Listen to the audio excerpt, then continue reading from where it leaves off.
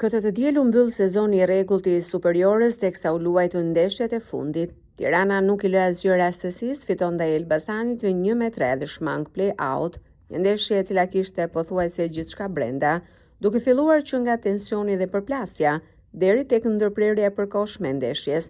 Me këtë sukses Bardhë e Blut shpëtojnë sezonin i cili rezultoi mjaft i vështirë dhe tashmë synimi mbetet rikthimi mes pretendentëve. Pas ndeshjes u shprehen për median teknikët dhe lojtarët, të cilët analizuan lojën dhe situatën e tensionuar brenda dhe jashtë fushë. Jemi të kënaq edhe nga performanca e gjithë këtyre 9 javëve, por edhe sot kërkonim që të mos shkonim te hall. Dhe këtë ja arritëm, edhe sigurisht që pas të ndeshjeve fundit me skuadrat që janë në kreun e klasifikimit.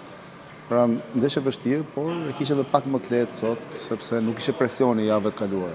Nëse javët e kaluara kishin presion të madh për rënien direkt, kurse këtë ndeshje ishin pak më të lirshëm dhe i thash lojtarëve që ta shijojnë ndeshjen dhe të shijojnë ambientin.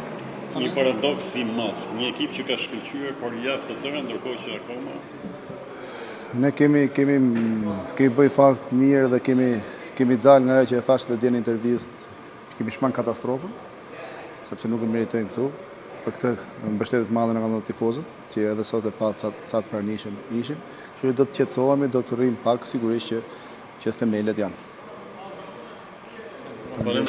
Ne jemi shumë mërzit. Stafi, lojtarët, jam sigur edhe tifozët. Por tani kemi edhe Final Four për para ne. Dhe më thonë, unë duhet të them vetëm faleminderit për tifozët. Faleminderit për para në ndeshje, edhe shumë faleminderit më mbas në ndeshjes. Sepse ishte një mbështetje fort për ne, për lojtarët, edhe duhet të them faleminderit. Ishte gabimi jonë në fushë.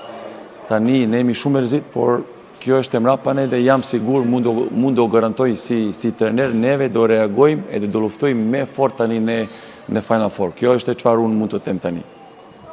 Tensionet dhe konfliktet mes tifozërive nisën jashtë stadiumit. Sipas informacioneve, një grup tifozësh nga kryeqyteti janë përfshirë në akte dhune dhe përplasje pranë ambienteve të stadiumit, duke krijuar momente paniku dhe tensioni mes tifozërive. Në zonë kanë ndërhyrë forca të shumta policie për të neutralizuar situatën dhe për të shmangur përshkallëzimin e incidenteve. Sa kaq tensionet vijuan edhe brenda ambienteve të stadiumit, ku solli ndërprerjen e lojës të paktën në 2 raste. Disa tifozë më sot se u shoqëruan në komisariat.